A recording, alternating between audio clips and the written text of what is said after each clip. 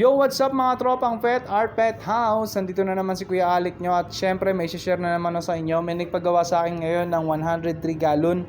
Ang sukat nito is 60 by 20 by 20 yung height tsaka width niya. Tapos nagpasabay na rin siya ng sump. Ayan, normal sump lang yan. Syempre pag nagpagawa sa akin ng sump, libre na tong pipe na to. Ayan, kasama na yan.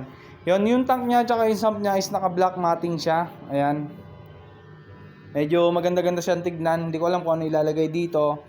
Tapos ito, meron din nagpa-repair sa atin ngayon. Nabasag kasi yung gitna nito, tapos pinalinis na rin sa akin. Tapos pinapinturahan na rin siya. Wala akong before and after, basta medyo madumi-dumi nga siya. Tapos nilinis ko na rin din siya.